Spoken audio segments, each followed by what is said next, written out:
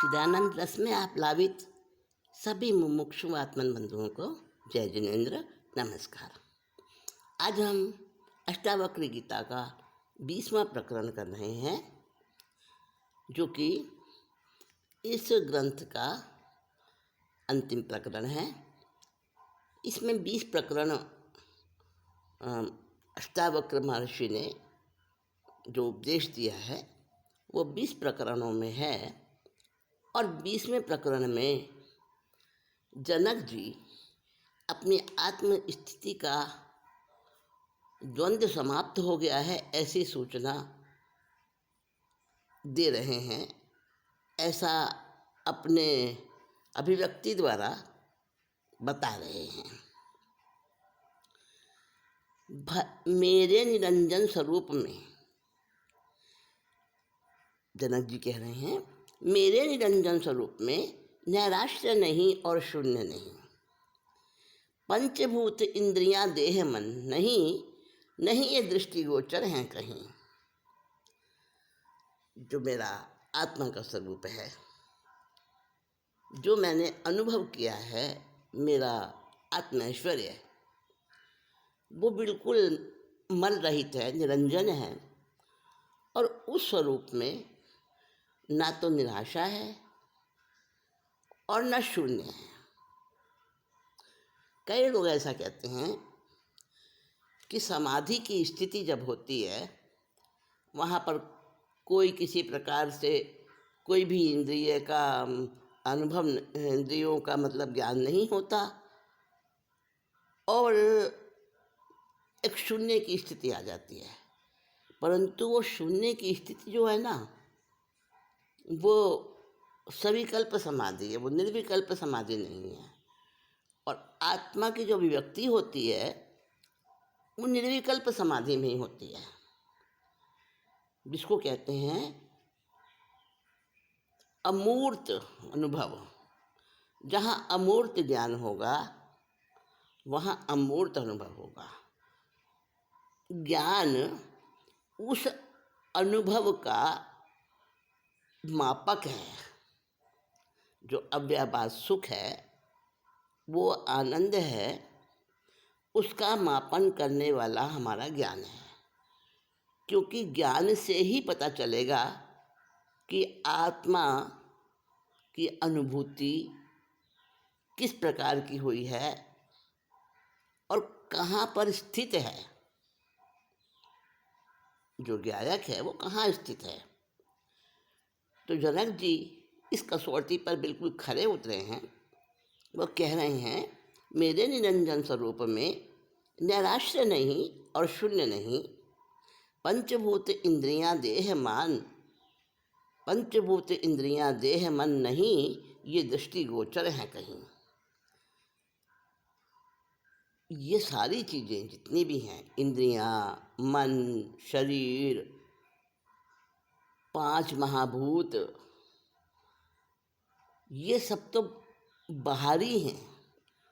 आत्मिक स्वरूप में, आत्मिक अनुभूति में कहीं भी इनका कोई चिन्ह नहीं, कोई नामो निशान नहीं। अब वो निरंजन स्वरूप कैसा है आत्मा का, ऐसे नहीं पता चलता।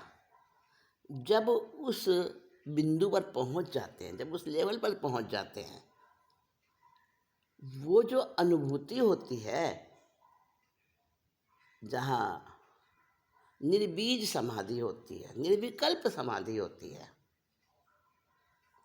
वो निर्विकल्प समाधि का अनुभव, उसको कह दो आत्मा देख ली, पर आत्मा दिखती नहीं है। क्योंकि आत्मा के अंदर दिखाई देने का गुण है ही नहीं। और जनक जी उस स्थिति को उपलब्ध हो गए हैं। और वो आगे कहते हैं, द्वंद्वातीत सदैव हूँ तो अब शास्त्र आत्मविज्ञान कहाँ। द्वंद्वातीत सदैव हूँ तो अब शास्त्र आत्मविज्ञान कहाँ, विषय रहित मन भाग चुका है, तृष्णा वहाँ तृप्ति भी कहाँ। अब मैं तृप्ति से भी पार हो गया हूँ, संतुष्टि से भी आगे बढ़ गया हूँ। द्वंद्व से तो अतीत हूँ ही मैं। ना मुझे कोई शास्त्र के वचन याद हैं, वो सब मेरे आत्मस्वरूप में विलीन हो गए हैं और मेरा मन भी विषयों से रहित हो चुका है। ना वहाँ तृप्ति बची, ना वहाँ तृष्णा बची। क्योंकि जहाँ द्वंद्व है वहाँ मन है।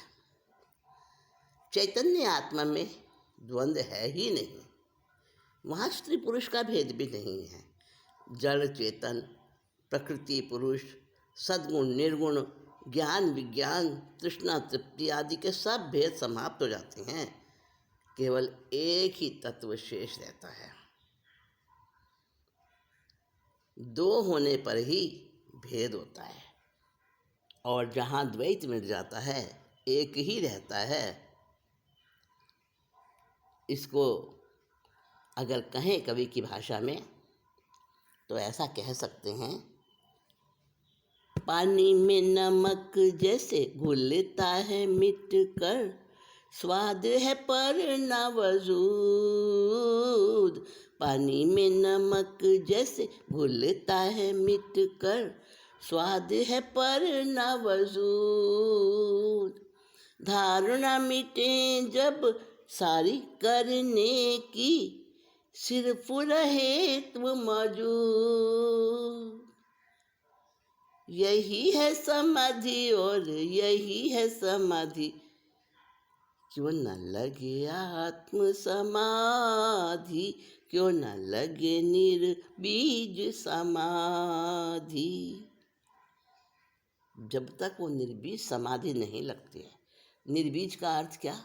निर्विकल्प, जिसमें कोई भी किसी प्रकार का आगे के लिए, जैसे बीज भविष्य की फसल के लिए कारण होता है, वैसा कारण ही नहीं बचता, बीज ही समाप्त हो जाता है। क्योंकि राग द्वेष ही कर्म का बीज है। जब वो समाप्त हो गया, बीज ही समाप्त हो गया, तो फसल का सवाल ही नहीं। तो जनक जी कह रहे हैं, मेरा मनुष्य स्थिति में आ गया है, मैं सदैव द्वंद्वातीत हूँ। अब मेरे अंदर न तृष्णा है न तृप्ति है। जनक जी कहते हैं कि आत्मज्ञान प्राप्ति होने पर मैं द्वंद्व रहित हो गया हूँ। अब तो मुझे शास्त्र की भी आवश्यकता नहीं है कि मैं उन्हें पढ़कर जानूँ आत्मा ऐसी है ऐसी है। आत्मज्ञान की भी मुझे आवश्यकता नहीं है, क्योंकि जो अध्ययन से जाना जाता है वो बौद्धिक होता है।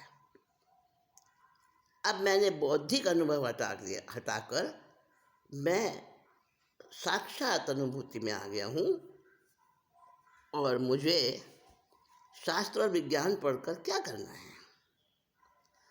मेरा मन विषय रहित है। अब वो मन भी नहीं बचा मेरा। जब विषय रहित हो गया तो मन की कल्पना कहाँ रही। विषय का नाम ही तो मन है, इच्छा तृष्णा का नाम ही तो मन है। और जब मन समाप्त हो गया तो तृप्ति भी समाप्त हो गई, क्योंकि तृप्ति का अनुभव जहाँ होता है वो अतृप्ति की ही स्थिति होती है। प्यास ही प्यास, प्यास ही प्यास, बस वो प्यास ही बढ़ती रहती है और उसी प्यास में संतुष्टि मिलती है। वो प्यास ही हमें पहुंचाती है मंजिल तक।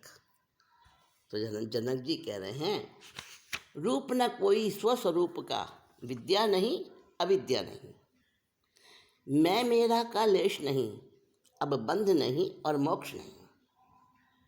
मैं मोक्ष से भी अलग हो गया हूँ, बंध से भी अलग हो गया हूँ, क्योंकि समा गया हूँ उस अस्तित्व के अंदर। न मेरा रहा न मैं रहा, न मेरा कोई रूप है, न मेरा कोई स्वस्वरूप है, न ज्ञान है न ज्ञान है।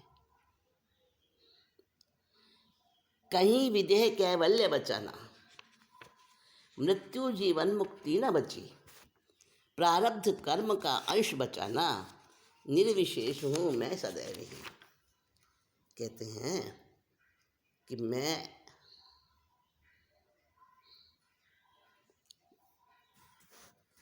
मैं उस स्थिति में पहुंच गया हूँ कि जीवन मुक्ति विदेह मुक्ति कब बनती है, विदेह कैवल्य नहीं है। विदेह मुक्ति भी कब बनती है, जब जीवन मुक्ति हो, जब आत्मज्ञानी का अहंकार बचा रहता है। अहंकार को बचा लेता है कोई ज्ञानी, तो वो ज्ञानी नहीं है। वहाँ पर जीवन मुक्ति कहलाती है। परंतु जनक जहाँ पर हैं, स्थित हैं, वहाँ ये जीवन मुक्ति भी, विदेह मुक्ति भी, विदेह कैवल्य भी वहाँ उनसे बहुत बहुत अलग है। तो जनक जी बता रहे हैं, क्योंकि वो अष्टावक्र महर्षि उस स्थिति को समझते हैं, और जो जिस भाषा में समझता है ना, वही उसकी स्पष्ट अनुभूति कर सकता है। तो जनक जी कह रहे हैं, कहीं विदेह कैवल्य बचा ना, मृत्यु जीवन मुक्ति ना बची, प्रारब्ध कर्म का अंश बचाना, निर्विशेष हूँ मैं सदैव ही, नित्य स्वभाव रहित हूँ, मुझको कहाँ है कर्ता भोक्तापन। नित्य स्वभाव रहित हूँ, मुझको कहाँ है कर्ता भोक्तापन, प्रत्यक्ष ज्ञान और फल है कहाँ, निष्क्रियता कहाँ स्फुरना। बद्ध मुक्त ज्ञानी योगी अब रहा किसी से प्रयोजन नहीं। मैं जिस स्थिति में अवस्थित हूँ, वहाँ ना बंधा हुआ है, न मुक्त है, न ज्ञानी है, न योगी है। कोई प्रयोजन नहीं रहा इन सब चीज़ों से।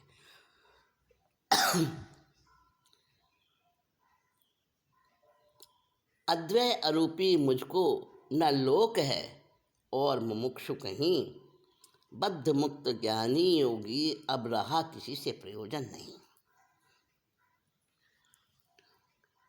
कि मैं ऐसी आत्मा अनुभूति कर रहा हूँ जो अद्वैत स्वरूप है, जहाँ सृष्टि में दो है ही नहीं, और जहाँ दो नहीं है, संसार का व्यवहार वहाँ नहीं चलता है। संसार का व्यवहार द्वैत से ही चलता है। रात है तो दिन है, उजाला है तो अंधेरा है। तो जहाँ पर द्वैत के बिना काम ही ना चले, उसको कहते हैं संसार, उसको कहते हैं व्यवहार। और दो को मानना, जहाँ दो को मानते हैं, दो नजर आते हैं, वहाँ आत्मज्ञान की भाषा में वो ज्ञान नहीं है। वहाँ तक अधूरापन है, भ्रांति है। मैं आत्मा हूँ, इसलिए मैं अद्वैत में हूँ। अज्ञान के कारण जिन भिन्नताओं की मुझे प्रतीति हो रही थी ना, वो सब नष्ट हो गई है। अब मेरे लिए ना कोई लोक है जहाँ कि मैं रहूँ, ना मेरी कोई मोक्ष की इच्छा है, क्योंकि जहाँ मैं हूँ वही मोक्ष है। मोक्ष मुझसे अलग है ही नहीं। योगी और आत्मज्ञानी में क्या अंतर है? योगी, उसे अभी पाना है, अभी वो मंजिल पर नहीं पहुंचा, अभी वो साधना में है, साधक है अभी। और ज्ञानमान वो है जिसे ज्ञान हो गया है। किंतु मैं ज्ञानी भी नहीं, मैं योगी भी नहीं, मैं आत्मवत हूँ, मैं स्वयं ही ज्ञान बन गया हूँ।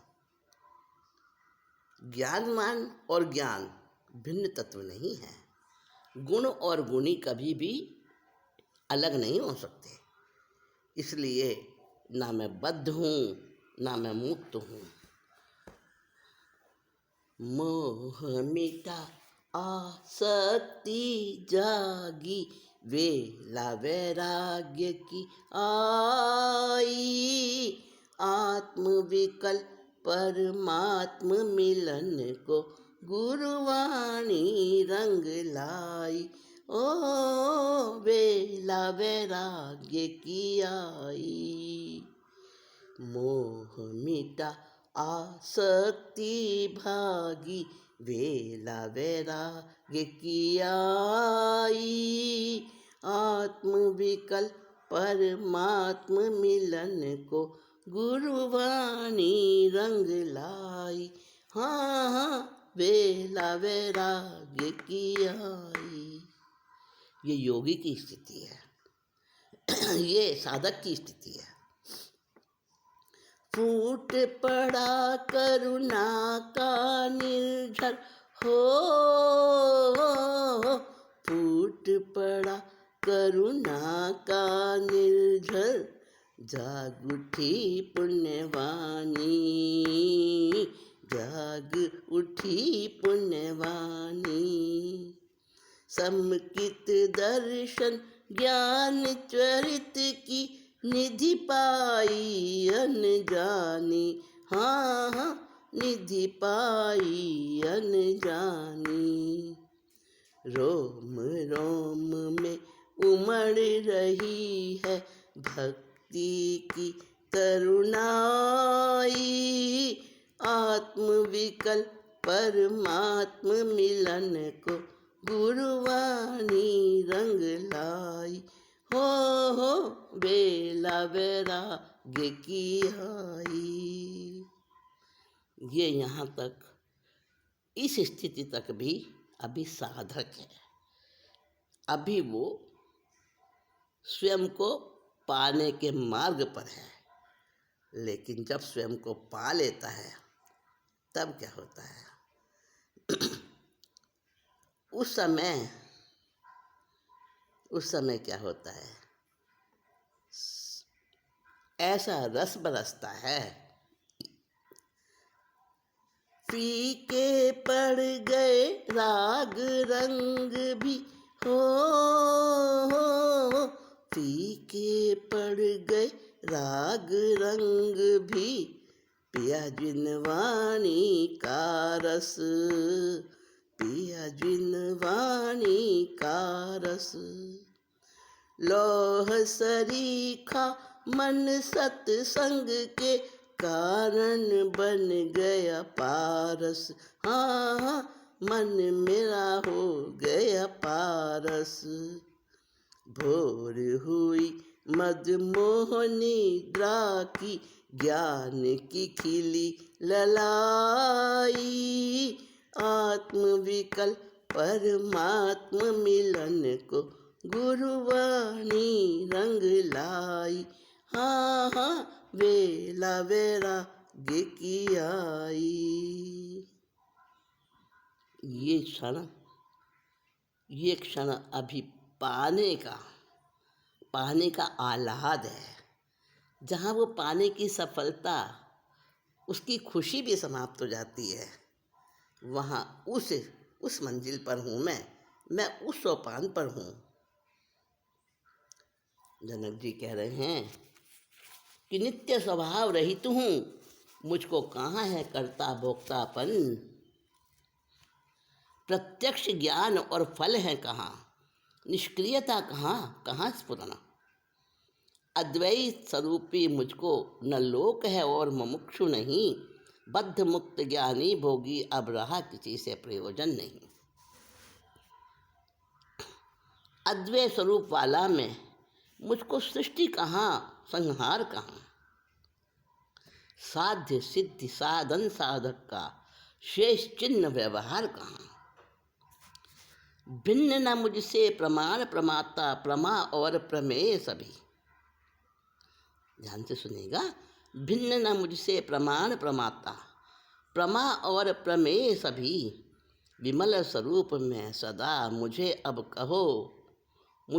कहो, कहाँ किंचित और अकिंचित भी। वो स्थिति शब्दों से भी नहीं बताई जा सकती, शब्द भी अधूरे रहते हैं वहाँ। फिर भी बताने की कोशिश कर रहे हैं, और उस बताने में भी उनका बिल्कुल निरंकार भाव है। क्रिया रहित हूँ सर्वदा, मुझको अर्थहीन है ज्ञान एकाग्रता। हर्ष विषाद निःशेष हुए, कहाँ बच्ची अत्यल्प मूर्ता। बिल्कुल लेश मात्र भी अन्य नहीं है मेरे अंदर, सिर्फ आत्मानुभूति। और वही तो है जो बताती है कि मेरा स्वरूप क्या है। वो कह रहे हैं अब बस मेरा जो चेतन है, मैं चैतन्य, वो अंदर से चीख रहा है बाहर आने के लिए। जैसे एक प्रसव काल में माँ होती है, माँ बहुत कष्ट सहती है उस समय, मरणांतिक कष्ट होता है। और माँ ही कष्ट नहीं सहती, वो जन्म लेने वाला बच्चा भी सहन करता है। तो उस समय दोनों तरफ उस कष्ट की अनुभूति होती है, दोनों तरफ एक जुड़ा है तारतम्य है। तो ऐसे ही जब अंदर में सम्यक दर्शन होता है, जब ज्ञान की वो कला प्रस्फुटित होती है, तो उस समय की स्थिति बताइए। चीख रहा है चेतन का बल, अब बाहर आने दो मुझको। आवरणों में दम घोटा क्यों, सांस खुली लेने दो मुझको। बाहर मुझको तुम आ जाने दो, फिर तो माला माल करूँगा। पर्दे से मैं जरा निकल लूँ, फिर तो बहुत कमाल करूँगा। अपनी अपनी करनी छोड़ो, सब कुछ करने से भी अब कुछ करने भी दो मुझको। चीख रहा है चेतन का बल, अब बाहर आने दो मुझको। मेरे आते ही तुम सेवक से स्वामी बन जाओगे, जो कुछ बनते रहे आज तक उससे खाली हो जाओगे। अब अपनी ही मुझको कहने दो, चीख रहा है चेतन का बल, अब बाहर आने दो मुझको। आज तलक न छुआ कभी भी, देखा सुना जरा ना मुझको। जीते रहे झूठ में हर पल, झुठलाया हर जन्म में मुझको। अपने को यदि पाना है तो छूकर एक बार देखो मुझको। चीख रहा है चेतन का बल, अब बाहर आने दो मुझको। कहते हैं मैं उस अवस्था में हूँ, उस रस में आप्लावित हूँ। बाहर अंदर ऊपर नीचे सब आनंद ही आनंद है, क्योंकि आत्मा रूप हो गया हूँ। और आत्मा को तो न कोई बांधने वाला है, न वह मुक्त होती है, सदा एक ही भाव में रहती है। और मैं वो आत्मस्वरूप ही हो गया हूँ, निर्विकार रूप हूँ हमेशा। परमार्थ कहाँ व्यवहार कहाँ, मैं निश्चय और व्यवहार से भी पार हो चुका हूँ। परे हो गया सुख से दुख से, पतन कहाँ उद्धार कहाँ। नित्य निरंतर विमल स्वरूप हूँ, कहाँ ब्रह्म और जीव कहाँ। जीव और ब्रह्म का वो अंतर भी, वो भिन्न भिन्न स्वरूप भी मेरे से हट गया है, मेरे से दूर हो गया है जीव और ब्रह्म का स्वरूप भी। क्योंकि वहाँ दोनों एकता में हो गए हैं, एकत्व में स्थित हो गए हैं जीव और ब्रह्म। अब वहाँ अंतर नहीं रहा कुछ भी। तो जनक जी बता रहे हैं नित्य निरंतर विमल स्वरूप हूँ, कहाँ ब्रह्म और जीव कहाँ। प्रीति वैराग्य से परे हुआ, कहाँ माया और विश्व कहाँ।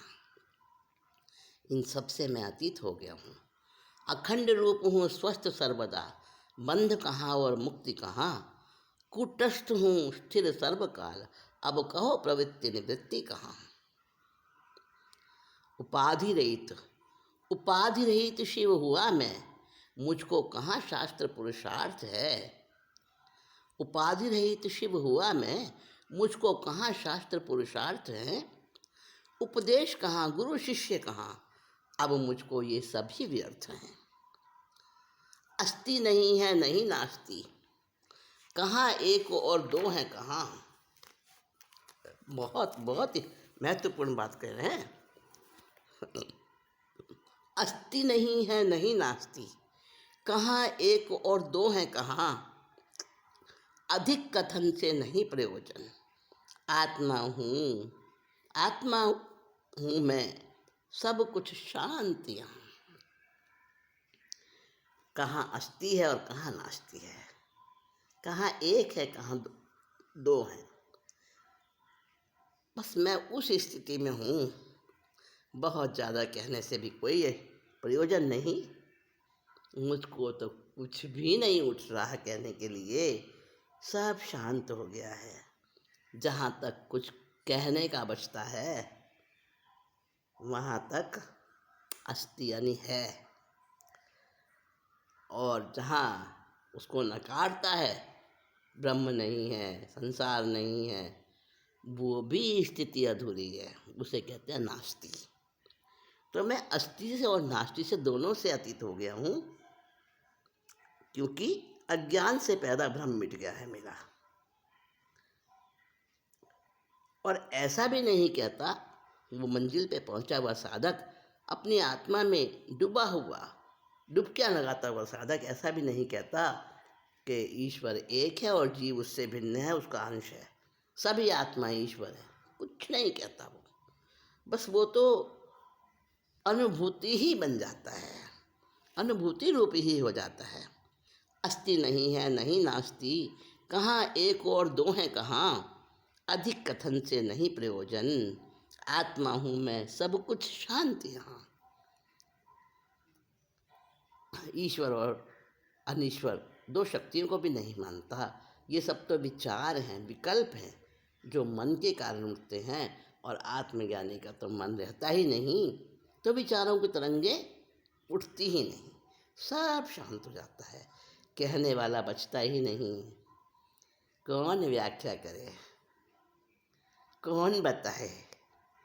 ऐसा ज्ञानी उस परम तत्व में विश्रांति पाकर स्थित हो जाता है।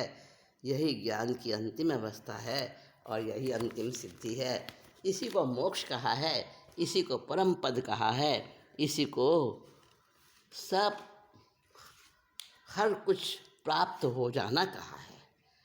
कि मुझे ऐसी कृपा हुई है, मुझे गुरु का भी इतना आशीर्वाद मिला है, और मेरे अंदर वो अपनी आत्मा का वो ऐसा वैभव प्रकट हो गया है कि बस कहने से तो कुछ समझ में नहीं आएगा। उसको तो मैं हर क्षण अनुभव कर रहा हूँ, और मेरी वो अनुभूति ही वही मैं हूँ, और मैं के सिवा कुछ भी नहीं है, कुछ भी नहीं है। तो अष्टावक्र गीता, इसका 20वां प्रकरण जनक जी की उस स्थिति का निरूपण, उसका प्रगटीकरण वो शब्दों में कर रहे हैं, परंतु शब्द वहाँ फीके पड़ जाते हैं, बौने हो जाते हैं। वो स्वरूप जो शब्दों से बहुत परे है, शब्दों में कहा ही नहीं जा सकता, उसको बताया ही नहीं जा सकता। तो जनक जी कहते हैं सब निर्विकल्प है, सब कुछ शांत है, कुछ भी नहीं बचा, और वो कुछ नहीं बचा जो वही तो मेरे अंदर में मुझे सब कुछ दे रहा है। हूँ अंतहीन सागर महत में, उठती तरंगे जीव सम, आपस में लड़ती खेलती स्वभाव वश हो लय स्वयं। करने से प्रयास दुखी सब लोग, मगर न जाने कोई, ली है शिक्षा भाग्यवानों ने, और निर्वाण 84 इसी से खोई।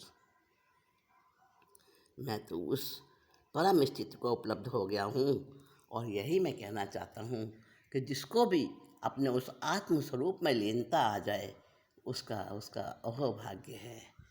और मैं गुरु कृपा से उस तत्व को प्राप्त हुआ हूँ।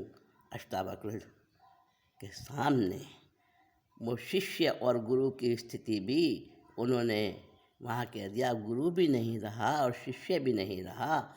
जिस जिस बिंदु पर दोनों एक हो जाते हैं, ना साधक रहता है ना साध्य रहता है,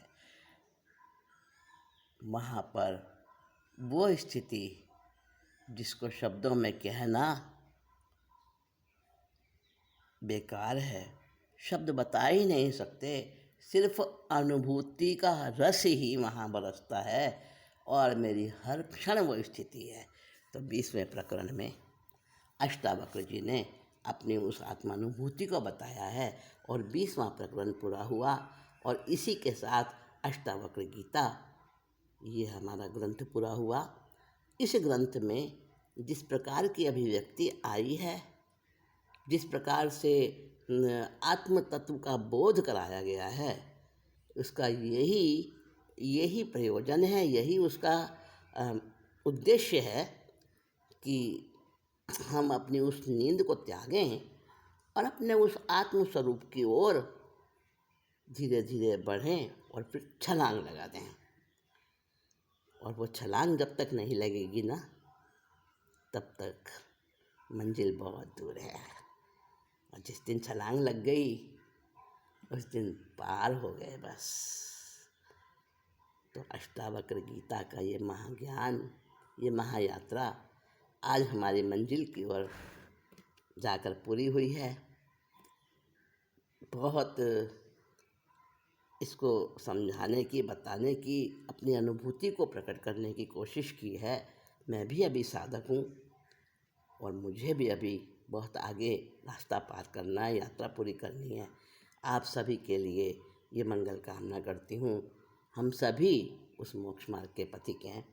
हम आगे बढ़ते रहें और अपने आप को उस द्वंद्व से हटाते रहें। बस इसी परम कल्याणकारी संदेश के साथ आज अष्टावक्र गीता का 20वां प्रकरण ये महाग्रंथ पूरा करती हूँ। शांत स्थिति, उसी शांत स्थिति में बस हर समय डूबना है, वही अनुभूति करनी है।